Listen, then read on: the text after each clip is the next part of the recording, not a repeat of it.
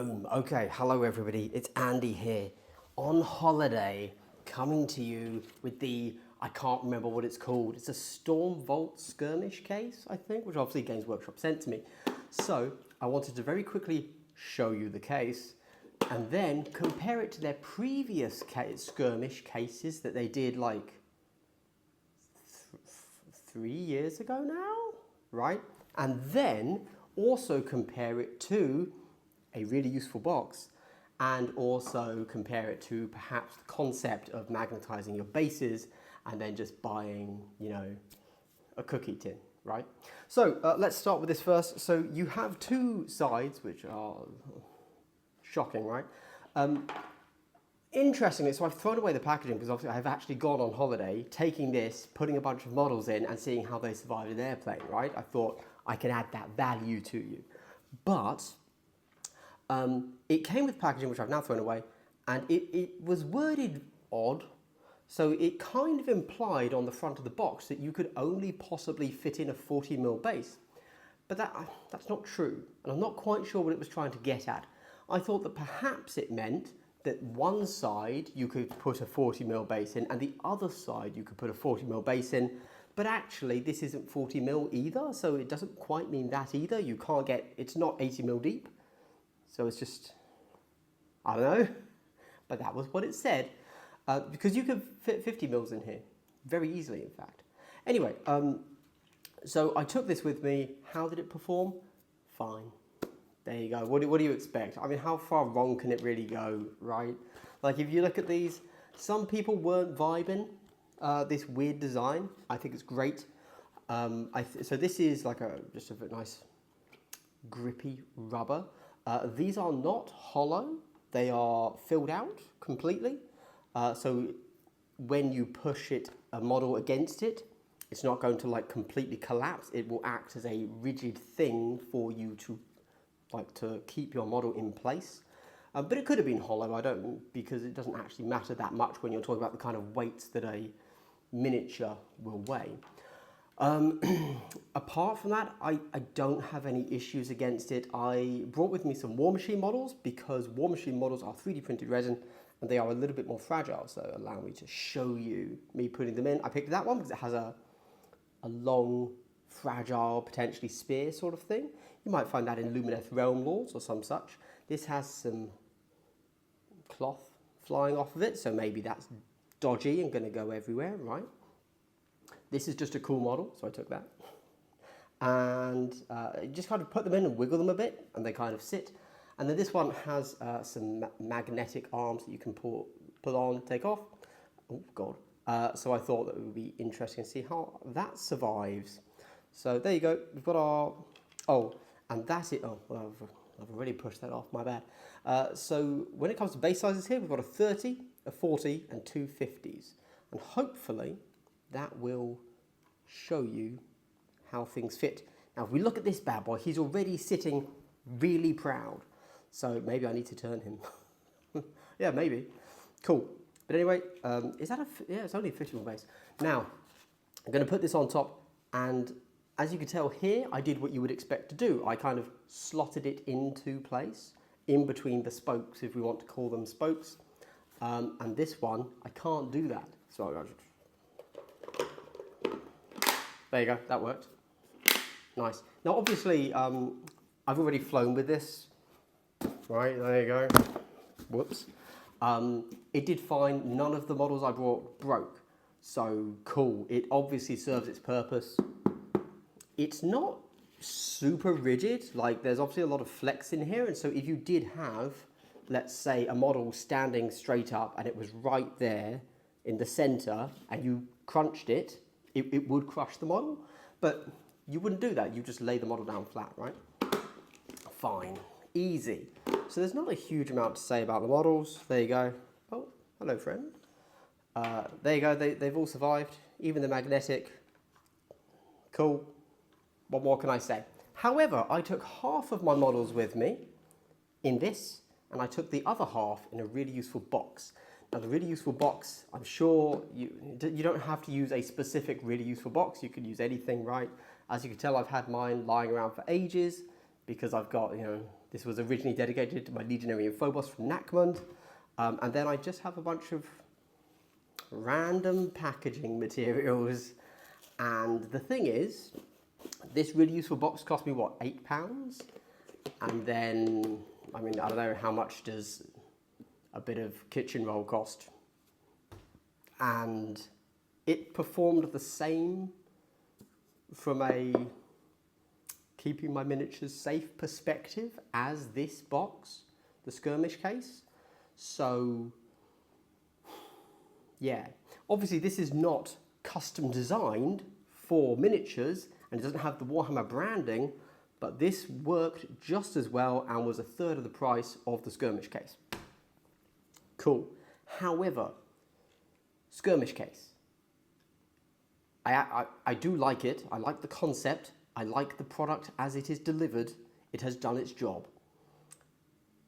And it looks cooler. I can't lie, it does look cooler than a really useful box. Size-wise, tight.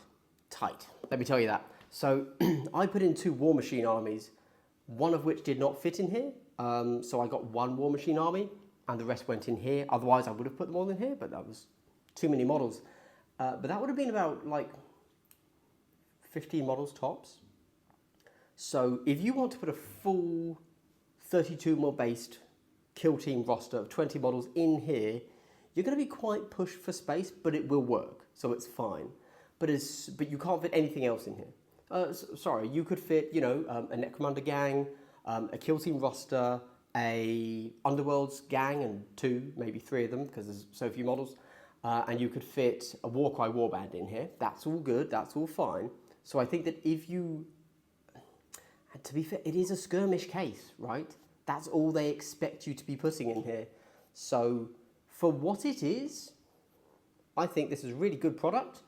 I'm going to say it right now, although it might look a bit funky, I much prefer this to the Skirmish Cases that we were getting before, where it was just zigzagged foam. Zigzagged foam was cool, very interesting idea, and allowed it for a lot more flexibility than you know, pick and pluck or just squares, but still grabbed a lot. And GW models, lots of sharp little talons. You know, if you were moving Gene Stealers, Kroot with their bayonets, or Hormigans, good luck. You know, you were going to break stuff as you pulled them in and out of that foam. This, no snags, because you're going up against some nice smooth plastic, resin, whatever, right? Neither of those 2 words are the words I was thinking of, by the way. But anyway, cool. That's it. I like it. I think it's a good product, and I will use it the next time I go to a tournament. So from that perspective, good, done, correct. Is it better than a really useful box? No, not really. It is a different form factor, so you can't buy a really useful box in this particular form factor, which is different, I guess. So maybe you really value that because this manages to fit in a backpack or a messenger bag and this doesn't, perhaps. But then, of course, there's also the extra option of, let's say that both of these, for whatever reason, you're not happy with, because with this, with the really useful box, you have to lay it down, and then you've got this packaging material that will rub on the paint, and you're very nervous about that. And you also don't like how much these little spokes are going to rub against your paint jobs, because you actually care about painting, unlike, you know, sane people like me. Just buy a cookie tin or a metallic lunchbox and magnetize your bases, because then nothing touches anything. That's going to work really well for you. Is this worth the money?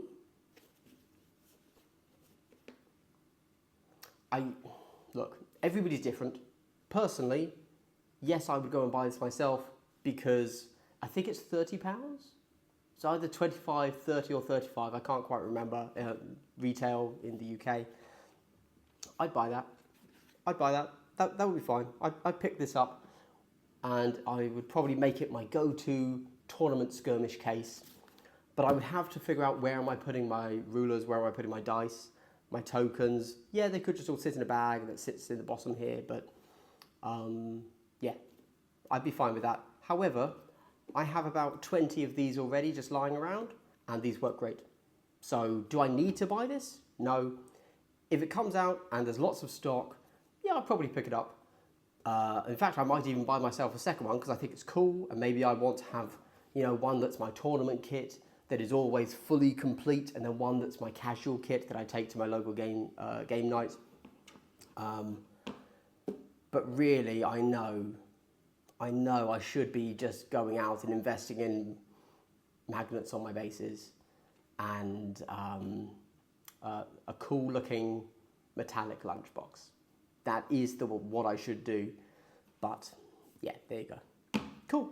Hopefully that has guided you. Hopefully you saw me put them in and out of this box and you were like, oh yeah, that is a model going into and then out of the box after he threw it in the air a bit and has also been on a plane and proven that yes, it survived.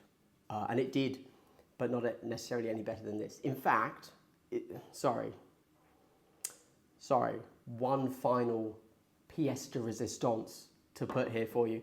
As mentioned, this has quite a bit of flex to it, which is fine. Under normal circumstances, zero issue. However, if we were to push it to the extreme and you actually had like a crushing attack from a plane, I don't know, whatever, the really useful box is significantly stronger, okay? If I had to put the life of my miniatures into the hands of one of these two boxes, knowing that it was going to go up against the maximum possible damage that it could survive, this would protect my miniatures more. Does that matter? No, it does not. But I just feel I should put it out there from a reviewer perspective that this does have a lot more flex in it, and ultimately, I'm pretty sure, would crush my miniatures more than this would, but does that? It literally gets thrown into my backpack and sat in my office for the whole day before I go to the local game store. That's it. Or if I go to a tournament, it sits in my car boot for the hour that I drive there. It never has to survive real damage, right? I don't know what you're going through, but it never has to survive any real crushing or piercing damage. But if you have had bad experiences in the past and you're really quite concerned about, throwers, as we call them in the industry, aka baggage handlers, the really useful box is probably going to be better for you, as it is tougher. Has less flex, your miniatures will be safer. But I don't think that for 90% of circumstances that's actually going to be an issue. This will be fine. Looks cool, branded. We're all suckers. We're all simps for the Games Workshop. We know it.